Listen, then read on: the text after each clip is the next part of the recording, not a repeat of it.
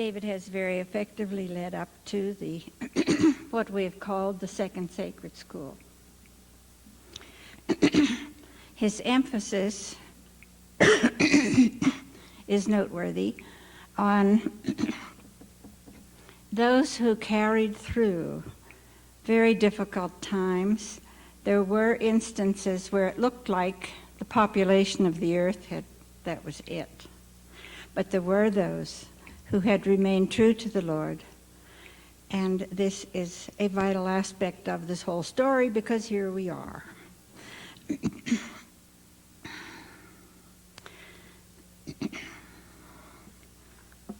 I'm to share with you something of the New Testament. I will refer to the greatest one. There was enough substance established in the earth through the ages to enable the greatest one to come and take human form in the world exactly the way it is and maintain that divine identity. Now, there were many, as we've noted, who carried through with substance, but here was a unique example of something that never wavered, that never compromised. And these were difficult circumstances into which he came. I think somewhere underneath, particularly maybe religious people, nothing against religious people, that somehow Jesus moved through life with special privileges. Really? That he was recognized as special, made way for him. No. He was born into a people who were persecuted. We can see that in the world today. I would mention that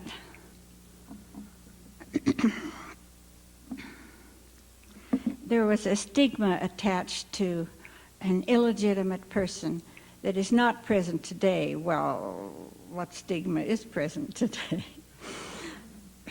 Anyway,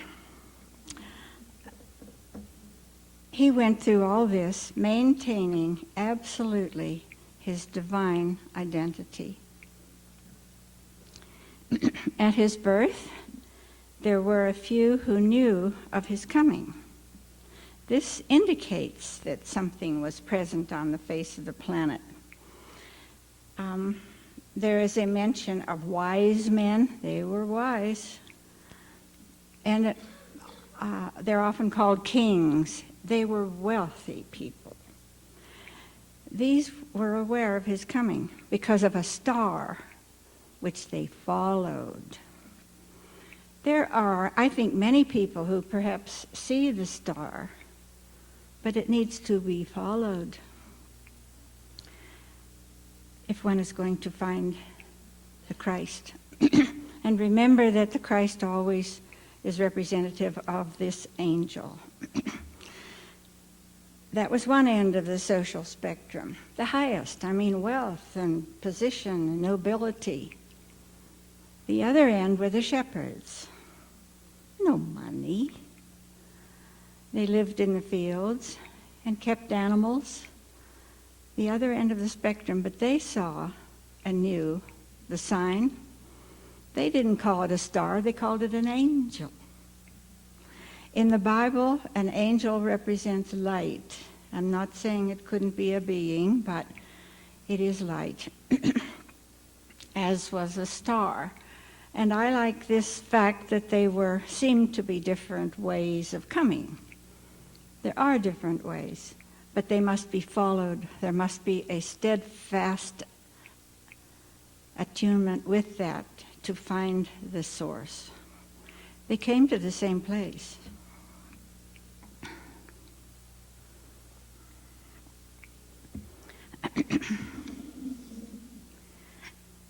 There's an interesting observation with respect to the angel, the shepherds.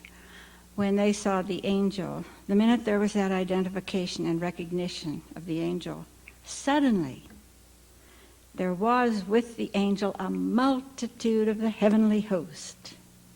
Here's the connection with all of the cosmos, all the power in the cosmos. Once we have that identity of the angel, it's all connected. I think there's a subconscious idea that the cosmos is out there somewhere. Well, what are we in? This is the cosmos. I am a part of the cosmos. And here it is saying it was all related. And it happens. It isn't always put off for next week or next year. It'll be better. Suddenly, at some point, it's done. And why not now?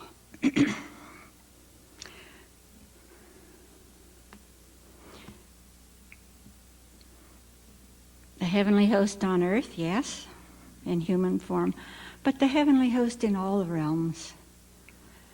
And the veil, in my estimation, has become very thin. We know we're working with masters. Not that they aren't around us. They've been all the way through the history, as David brought out. Magnificent response. Or the master could not have come. I'd love to read all the words he said. They're the wonder of the New Testament. And of course, there's no time for that. I haven't allotted time.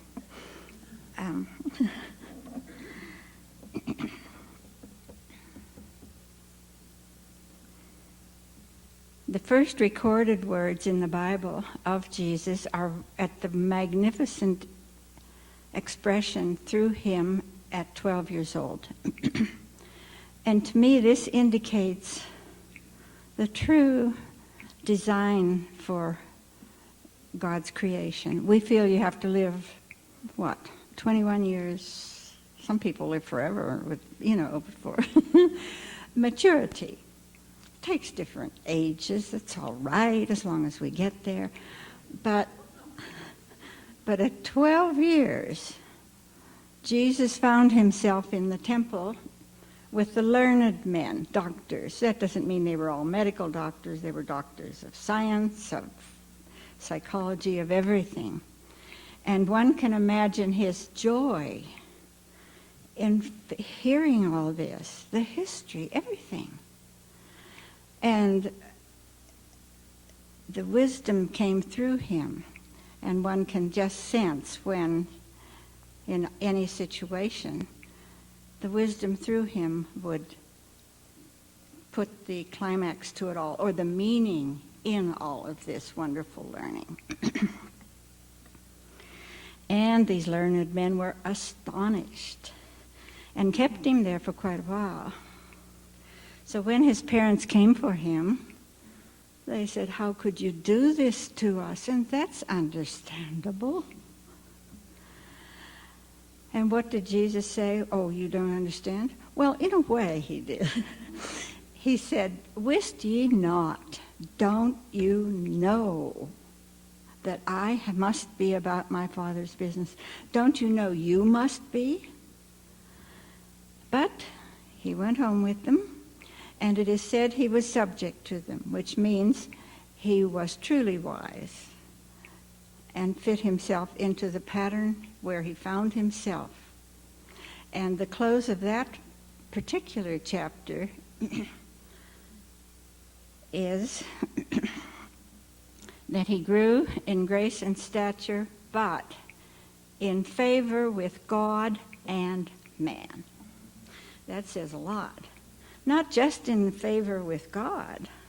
You know, there are some who think if you're in favor with God, you've got to be against everybody. He grew in favor with God and man. And it was proven in his ministry, the magnetism of his being, which drew everyone to him, men, women, children. Love was his message.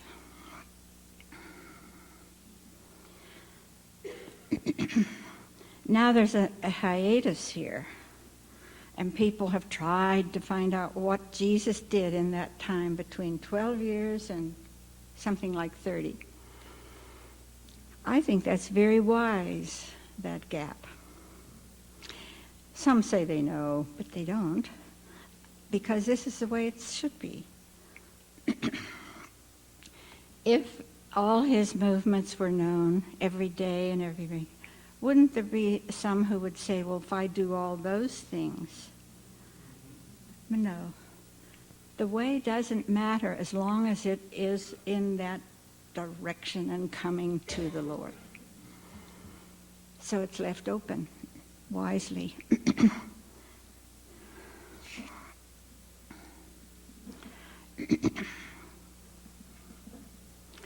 The next reference is at the time of his ministry. After his baptism, he met the devil, it is said. But in that same text where it speaks of the devil, he is also called the tempter. That's a very accurate term. Who has never been tempted by anything? The tempter. And we have his magnificent answers on each of these three planes. The first, of course, the physical.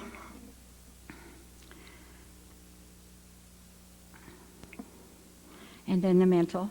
The third, the spiritual expression, was the crux, where he told devil where he could go. Of course, that's where he lives anyway.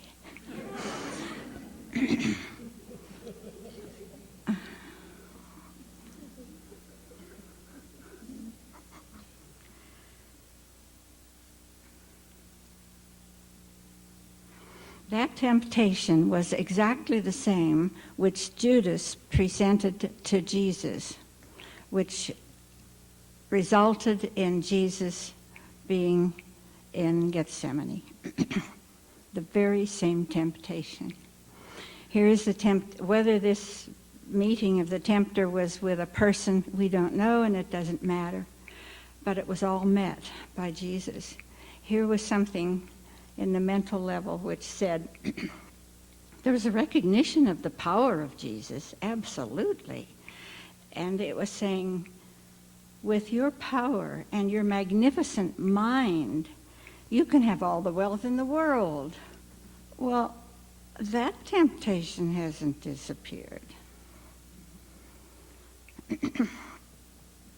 Hasn't been denied very much either.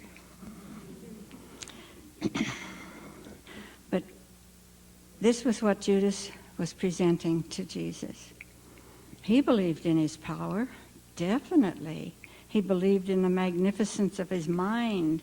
And he said, all the kingdoms of this world belong to the king. Let's do it. Let's get them. You can do it. Oh, he believed in his power. If his intention was that Jesus would die, he never would have gone out and committed suicide. He'd have rejoiced. That was not the way it was supposed to happen. And he was the treasurer. He saw kingdoms. Anyway, that was met early in Jesus' life. In fact, the first reference we have after his baptism.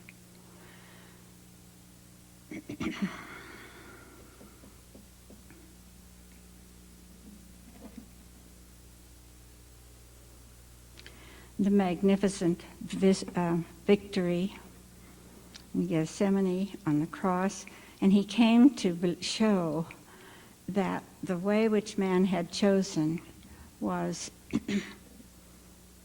completely opposite from that which the Lord intended. Remember, the angel's song was, "Glory to God in the highest and peace on earth, goodwill toward men." God's will is goodwill toward men. Elsewhere it says that the Lord is not willing that any should perish. He isn't decreeing the death of anybody, although this is what man has attributed.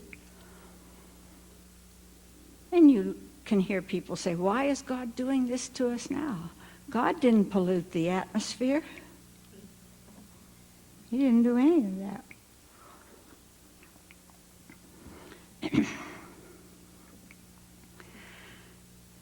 So it brings us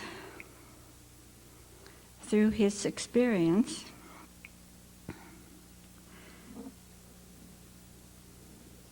which is something that must be held in the face of, I would say, a dominant opinion on the face of the earth through human beings, that death is the will of God. There's nothing wrong with death in the fallen state. What would happen without it? It is a blessing.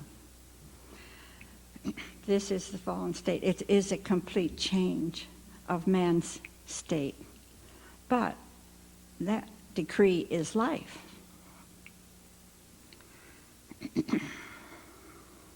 And Jesus proved that on the cross, and in the tomb.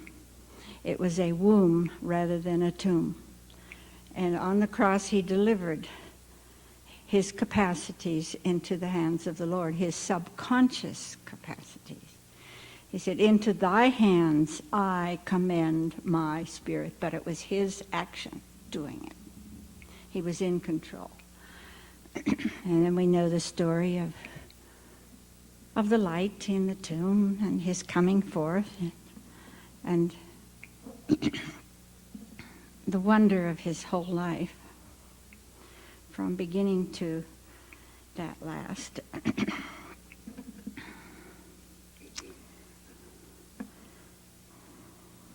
And there were other characters in the New Testament. I'm not going to worry about those characters myself. But and there has been addition of verses throughout the Bible, not just the New Testament, when it was compiled, put in by different ones, a few verses attributed to Jesus, which are not, definitely not his, but they're very easy to see. They jump out at you. But the wonderful words which he brought, and his magnificent life, wonderful life.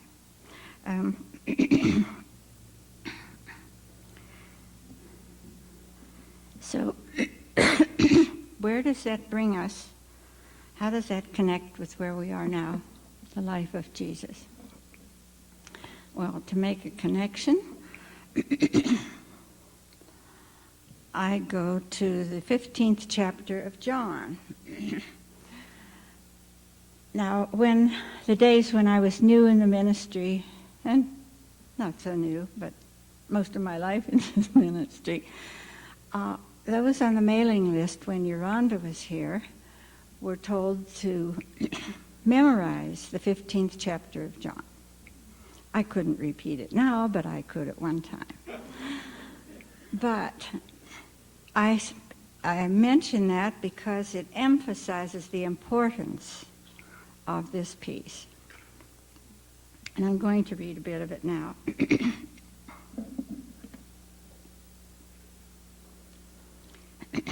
Does anybody know which one it is?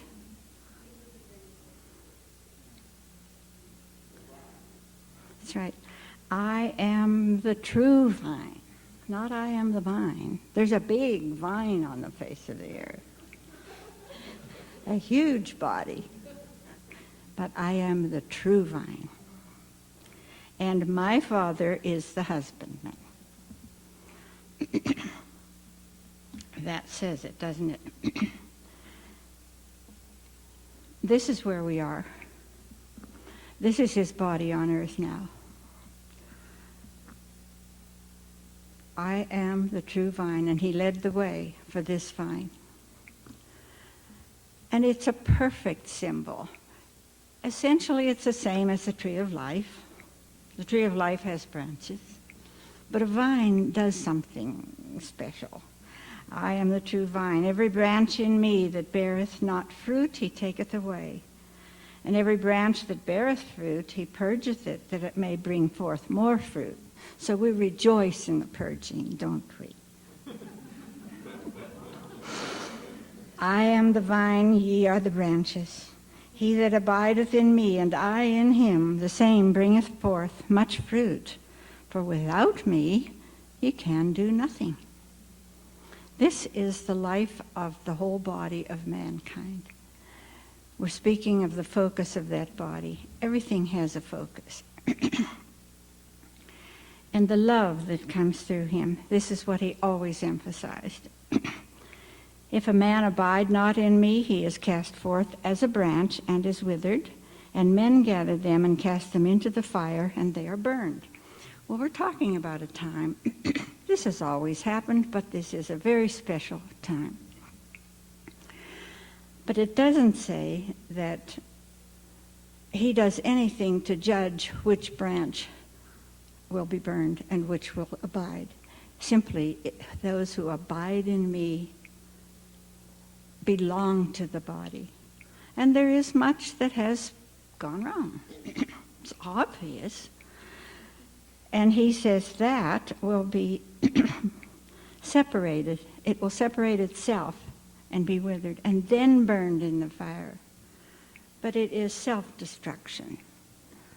It is not God's will, but God's will is to let this mess be cleaned. It has to be. Or the earth will not survive. If ye abide in me, and my words abide in you, ye shall ask what ye will, and it shall be done unto you. Herein is the Father glorified, that ye bear much fruit. This is my commandment, that ye love one another, as I have loved you. As he has loved us, and that is without discrimination. It is the shining of the sun. And each, that which receives the light of the sun decides in itself it's whether it will be burned in the fire or whether the fire of love will draw it unto itself. It's all the fire of love.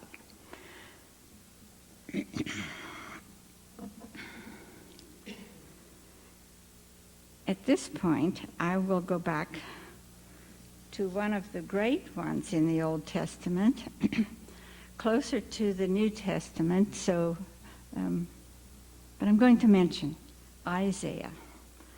He was a mighty prophet. He didn't have a lot to do with the history as it was being told, but a prophet. And he was one who recognized that upcoming was a new heaven and a new earth, and he delineated in exactly those words. But I want to read something he said,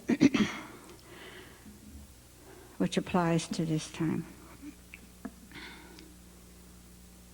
He is, what should we say, quoting God. As we know, there has been that all through the book where God said this. Well, Jehovah was saying this, and that means the body of God expressing through human beings. Now will I sing to my well-beloved a song of my beloved touching his vineyard. My well-beloved, in other words, the Lord, Jehovah speaking, hath a vineyard in a very fruitful hill. How better could this earth be described than a very fruitful hill? It is fruitful. It'll bring forth anyone that wants to bring forth. But here are some of the most poignant words ever uttered. What could have been done? Let's go back to that verse. He fenced it, he gathered it in, he did everything. He made a wine press therein so that the fruit of the vine could be made into the wine of life, our purpose. And he looked that it should bring forth grapes, and it brought forth wild grapes. And here is the poignancy. What could have been done more to my vineyard that I have not done?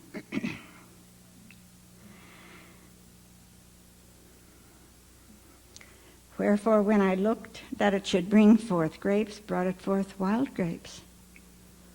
Here we have an insight into the wonderful heart of God. What could I have done more? How could man have been created any other way except free choice? Not an automaton. That's not what image and likeness of God.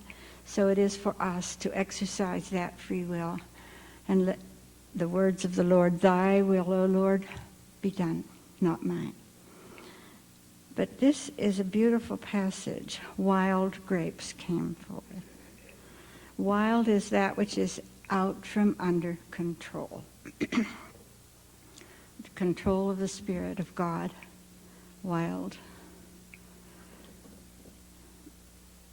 You can take a beautiful rose bush, and if it goes, what they say goes wild, something from the root, it'll bear a lot of little flowers, but not that beautiful creation. The design is not there. So, I close on that note. We say the law works. It does. And we can see the futility of man-made laws. I'm thinking particularly now of one they're trying to pass to do away with hate crimes. Man cannot make a law to do away with hate. But there is a law that works. Absolutely. It is the law of love. And that governs this vine. We have no business saying that vine doesn't, or that branch doesn't belong. This one does. How wonderful. There's a diversity in the branches which makes it what it is. In fact, each human being is a branch and completely different. These are meant to abide together under the one law, and that body works. And the law is love, as Jesus brought. It seems that love, the two great commandments, love the Lord and then you love everybody. You'd think that was the simplest thing in the world, to say love. Sometimes it seems to be the most difficult. How utterly ridiculous. This is the commandment. Let the Lord decide, let love decide, but let's not hold back what and who we are.